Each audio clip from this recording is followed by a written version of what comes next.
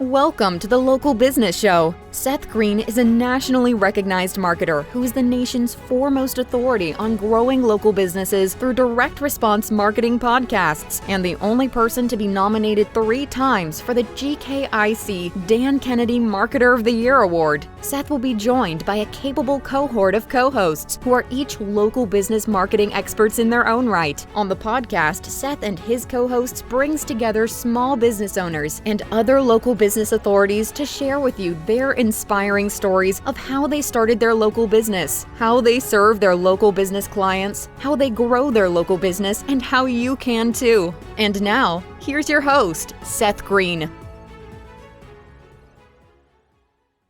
Hi, everybody. This is Jeff Ostroff on behalf of the Local Business Show and Les's Umbrella Local team.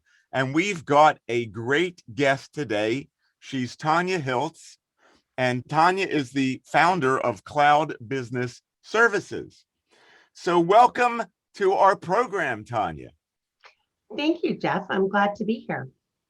Well, I was reading about your background, and I'm very impressed that at such a young age, you have accomplished so much, and you have these certifications, and you got the boot camp. It's very impressive.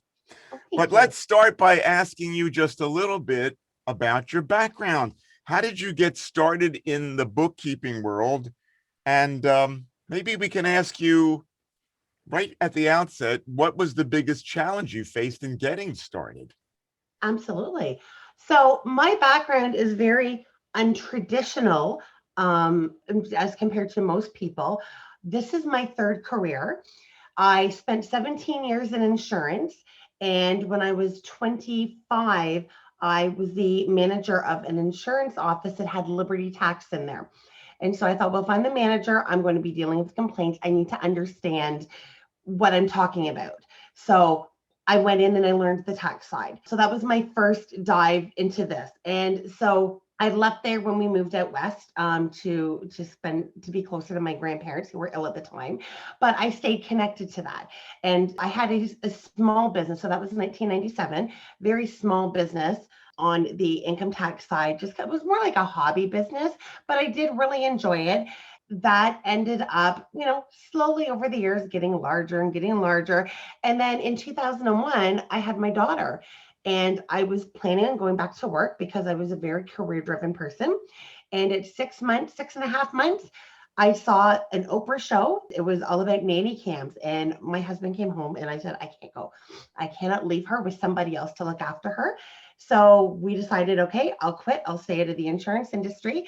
And then when it was time to start, earning money again, my husband just said, why don't you just focus on the taxes full time, make that a business? So that was my first depth into that. I did start training people on bookkeeping at that stage, but I did not appreciate, I would say, for the lack of a better word, the accountants and the clients that wanted me to do bookkeeping at that stage. So I just stuck to just strictly to the taxes. And then when we moved here, so I did have a second career for 5 years in a call center, customer service call center with TELUS Communications, while I ran the tax office or my tax business, which was great. And then we moved here 12 years ago to the Belleville area, and I couldn't work for TELUS.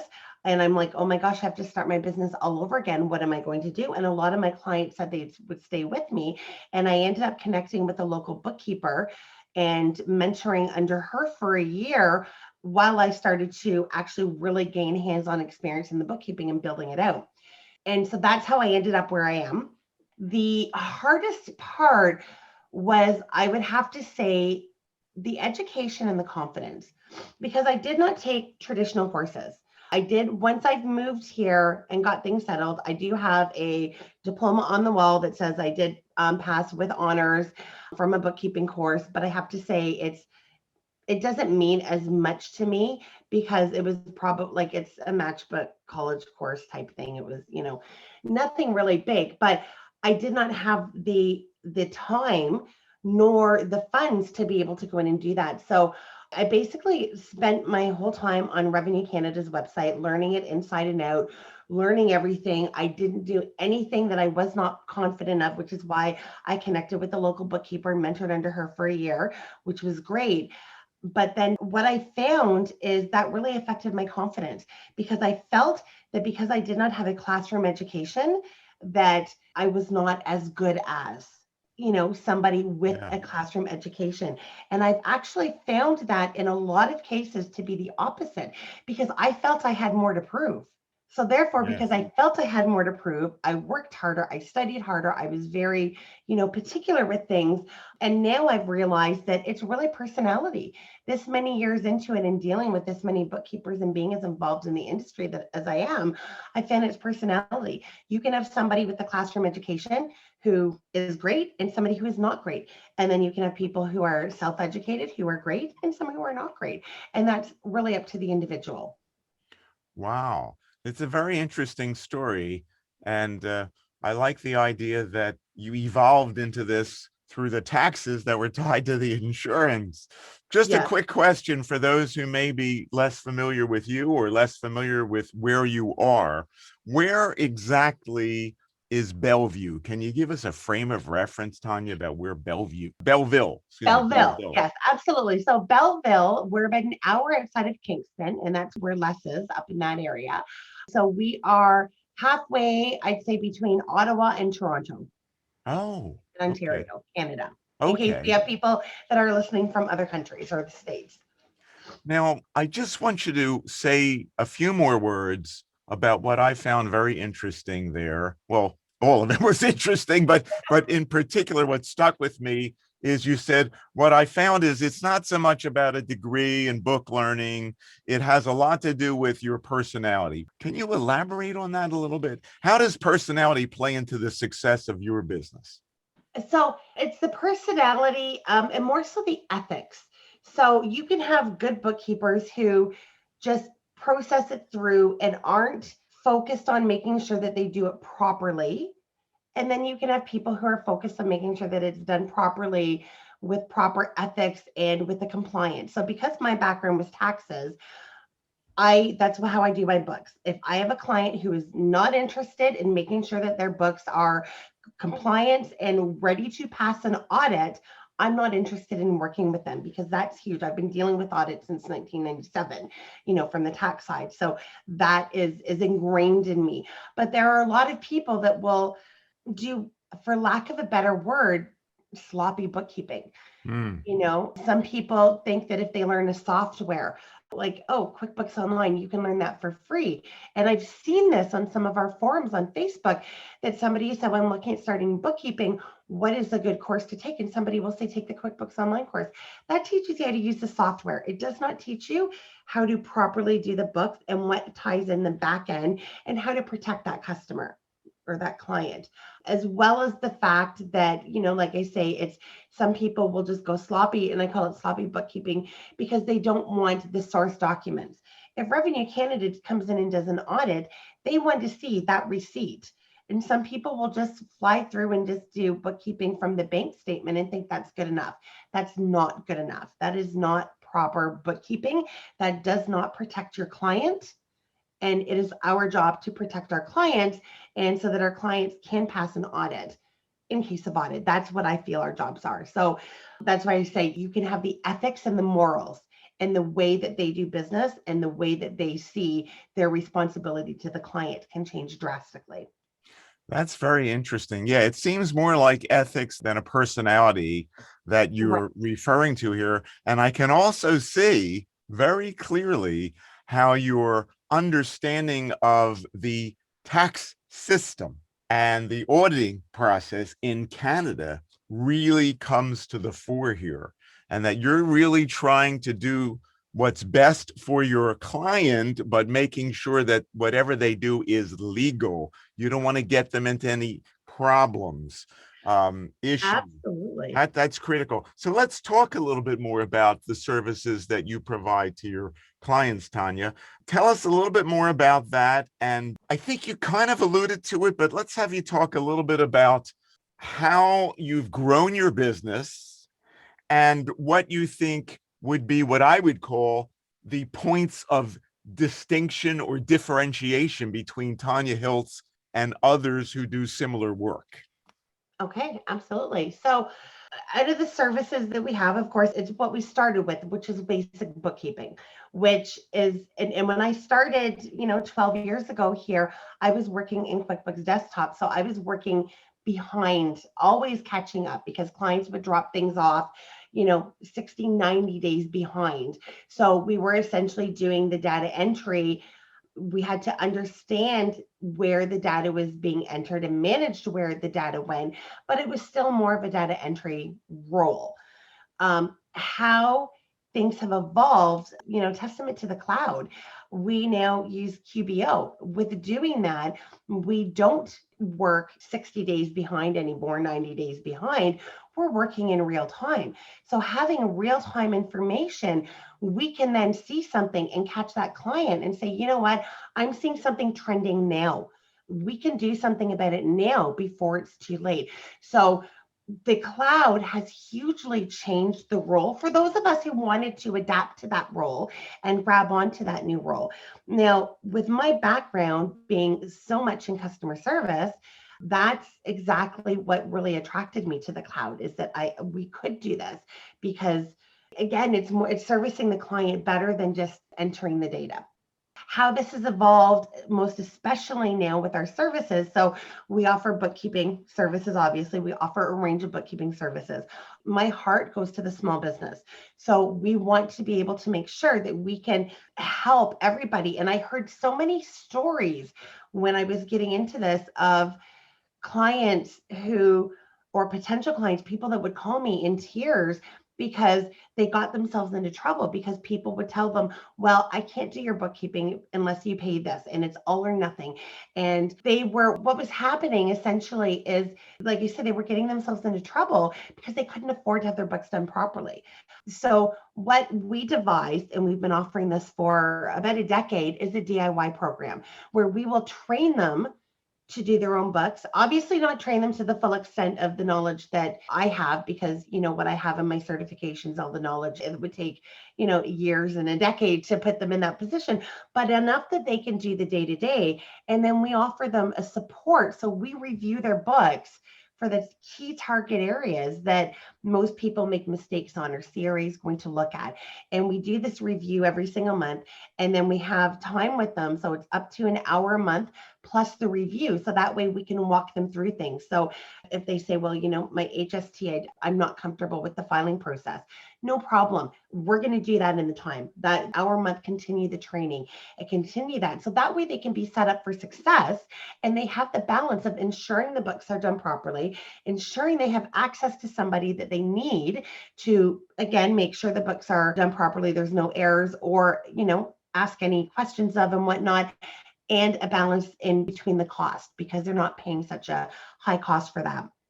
So we evolved into that. So that way, again, we could help a broader range of clients. And then COVID hit. And COVID did something really interesting, because I've been trying for years to really get to the advisory side. But I'll tell you, all of these apps have been telling me, it's cash flow advisory and it's this and it's that, but it's not really connected with me. So we do help our clients, but I didn't really have that light bulb moment of, here's what I really truly want to do. Here's how I can help, and here's how it's structured. So COVID hit, and I will say that day 3 into our lockdown in Ontario here, I had a full-on breakdown. I thought I was having a heart attack. It was just anxiety, and that's great. But I had, the TV was on for 2 weeks of hearing everything that was going on in other countries, and then the lockdown, and I am high risk. So it did hit me that, oh my gosh, I'm high risk. I could potentially be a mortality rate. And then what about my clients? My clients' businesses are going to close, which means my business is going to close. And I just let everything hit me. And I woke up the next day and I said, you know what? I can't live like that. Let's build a bubble and let's be proactive. So I picked up the phone and I started calling every single one of my clients. And I basically handheld them through the next several months. We said, okay, what can we do? And, how are they handling it first off? Then let's get into the business and let's see how we can help their businesses pivot. We helped one business pivot. She's in Hamilton, Ontario, so the other side of Toronto. And she used to have, or still does have, but slightly different. It's a thrift store, a consignment / thrift store. And what we ended up with her, she says, Tanya, she says, like, she started doing some sales online, but then she says, Tanya, she says, like, I really don't know what to do here. She says, when they start to open up, she's going to have people come into the store and they touch everything. She says, I'm going to spend more time cleaning everything down, and the cost is going to be ridiculous, and it's worth it to stay open. So we put our heads together and we actually came up with a great idea. It actually has helped her double her sales from her pre-COVID sales. And what she now offers is a celebrity personal shopping type experience. So you call, you make an appointment, you Okay. come in with your group, you tell her what you're looking for. She brings them out, shows them, so they're not, touching very much unless they want to. They're sitting back in this gorgeous couch seating area, drinking mimosas, eating appetizers, and they're paying for that experience. And so she's making more money. We took another client who and she's got a sweat company. 90% of her income came from conferences. What's Wow. going to happen? No conferences anymore. So we put our heads together and we came up with great, and she's wonderful, proactive. So this was mostly her ideas, but ended up coming up with ideas on how to pull together packages to send it home and contact Bell and Rogers and TELUS and these big call centers that have their employees at home, and how to make their employees feel connected, and not just the usual, here's a coffee mug, here's this, here's that. I said to her, she says, like, give me some ideas, Tanya. And I said, well, I remember seeing a Zoom video on the best meeting ever type of thing at that time. And it was a bunch of people trying to have a meeting, and their dogs started barking in the background. And it took 10 minutes to get the dogs quiet. And I said, so why don't you throw something in here for people who have dogs or cats, a toy for the dog or the cat to keep them busy when they're in a meeting. If they have a child, a game to keep the child busy while they're in a meeting, stuff like that. And she, again, has almost doubled her sales, has become very successful. So Wow. I took a step back and I realized that, okay, by taking care of my clients, my business will be fine. And the fact that really working with these businesses in different ways and helping them think outside of the box just really hit me. And I thought, that's what advisory is. And so now we offer advisory and consulting.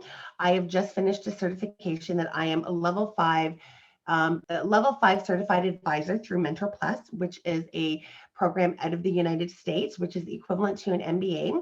And Jeannie Whitehouse is the person who I'm currently mentoring under, and who we did the program. And Jeannie's a wonderful, wonderful woman. And that's what it is. It's about thinking outside of the box. It's not just dealing with numbers, it's dealing with processes and again, how they can increase their businesses in all different areas instead of just the numbers. And then I am working, so I'm about 4 months away from another accreditation through that with Jeannie, which I will be an accredited impactful advisor. That is fantastic. What a story of how you were able to bounce back and be innovative and work with your clients to keep their businesses.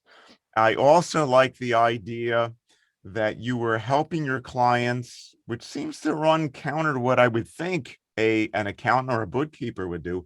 You were helping them to become independent, where they knew what they had to do on a day-to-day basis, but they would check in with you every month for an hour, and then, at the end of the year, whatever. Is that different, do you think, the way that you're operating? Is that different from the way you would see most bookkeepers operating? It is. It's very different. And that's why we started that. I am an outside of the box thinker. I am a problem solver. Having customer service in my background, that's exactly what I do. So when I looked at the problem, again, people were coming to me. They're having to shut their businesses down. So CRA is making them do their books because they got themselves into trouble, because again, they couldn't afford to have their books done properly. So how do you solve that problem? And I also mentor and work with bookkeepers. I have a bookkeepers boot camp and a AAA program that I do work with and consult with bookkeepers and accounting professionals. I've got 3 accountants I've worked with as well. And what I teach them in there is the same thing. And I get the same thing when we get to that, like they basically get, here's the blueprint of what I do. Take as much or as little of it as you would like, to use that. And we get to the training, the additional services in the training. And a lot of them say to me, well, aren't you training yourself out of a job? No, I'm not. Because what's going to happen is we're helping that person. Word of mouth is going to grow. That person is either going to grow to the point where A, they need us to train somebody else to do that. So now they're paying for more training. Or B, they're now at the point where they're saying, you know what? Business is too good. Here, please take care of my books for me. So either way, it's a win-win situation. You've created that loyalty because you've helped them in a way that nobody else or very few people help them with. And at the end of the day, training and consulting is a higher premium product. So those clients are actually, they might be our lowest billed products. Like if when you look at the dollar amount, because it's $199 a month. So you look at the dollar amount, that's it. It's our lowest product, but it's our highest net profit product. Wow. Isn't that interesting? So it's a win-win for everybody. It sounds great. And it's very clear to me that you are a creative thinker, that you have energy, motivation, ambition. You like to work with people. You may not be the prototypical accountant person, will say, and I'm generalizing, who tends to like more looking at the books than maybe looking at people. So I Yeah. see all that. I'd like to shift gears just a little bit, Tanya, and ask you, what are your current biggest challenges? And I would ask you that overall, but also in terms of marketing. What are your biggest business challenges and your marketing challenges? It sounds like you're doing very well. We always have challenges in our businesses, which is why we're always looking to grow and get better, because we know there are things that we could improve on. Talk a little bit, if you wouldn't mind, please, about that. Of course. So I would say that comes down to our ideal client, which does lead into marketing. So we're not the right fit for everybody, and everybody's not the right fit for us. It doesn't mean that, we're bad or they're bad or whatnot. It's just not the right fit. We are very specific as to the way that we do things. And we want to work with clients that want to work that way. The biggest thing is the personality. Are they committed to their business and to their books? We can't care more about the state of somebody's books than they do. So that's the first thing. And so the challenges that we have in business, pretty down pat. We're changing a few things around, which is, creating some backup because we're trying to get new systems and new processes in place because we always are trying to get better at what we do. So the biggest challenge right now we have are, some clients.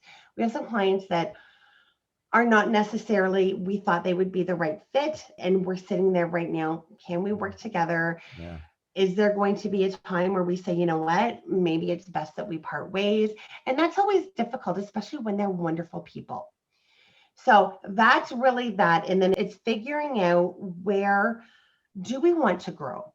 Once we have all of this cleaned up, we're going to revisit in the fall. And do we want to continue to grow? Because then if we grow, that creates a whole new set of challenges. If we grow beyond where we are, we have room for maybe 2 more clients, which is kind of why we're focusing more on the DIYs, because we can take a ton of them in. I'm focusing more on the advisory and training side. So I'm not doing much of the day-to-day. I'm just getting involved in year ends and more complex, issues. So, but then we have to look at bringing on another person. We've got a great team right now, and we have in the past tried to bring on other people. And the way that we work, it's going to be very difficult trying to do this virtually, because we've all been working completely virtually since COVID started. Again, with myself being high risk, the safety of others. We're all mothers and we all have kids working at home. And that's what I wanted. That was my focus for the business. I want people to work with that would be committed to us, and because they know that they're not going to have that same flexibility with other companies, that if their kids are sick, I just want them to work from home. I don't want them to come in. Don't stress, stay and work from home. If you're sick, don't bring it in here, stay and work from home. This is the setup and the culture we have, just do it. So Yeah. that's been really important. So then we have to sit there and say, okay, do we bring somebody else on, the training aspect? So there's really those issues, and we don't know where we're going to stand with that at this point. Like I said, we're going to revisit that in the fall. On the marketing standpoint, we really haven't had any huge marketing issues because we don't put a lot into marketing. We are word of mouth, which is a nice slow growth. I don't want to take on too much at once. We've got great SEO, so you can find us on Google very easily. So we do have clients throughout Ontario that we have never met. We've got, like I say, on the other side of Toronto. We've Right. got North, Parry Sound, Huntsville area. So we've got somebody in Nova Scotia. So we've grown organically by word of mouth. We do advertising more on the bookkeeper side, the bookkeeping and accounting, so the accountant side. So we do more there. But again, a lot of people still know me because I go to the conferences. You've seen I am award winning. The biggest thing is I was 2018's Intuit's 2018 Global Firm of the Future, which was their final. So I still get to wear that crown as the reigning firm of the future. That was a really big deal. So I am very well known, and I do make sure that myself and the team attend these conferences as part of our marketing so that people get to know me. I do a lot of webinars and a lot of education because I want people to get to know me. So that's where we really do most of the marketing, and that's mostly Facebook marketing, other than the marketing, I guess, the advertising cost of going to the conference. And then on the other side, we are involved with the Chamber of Commerce.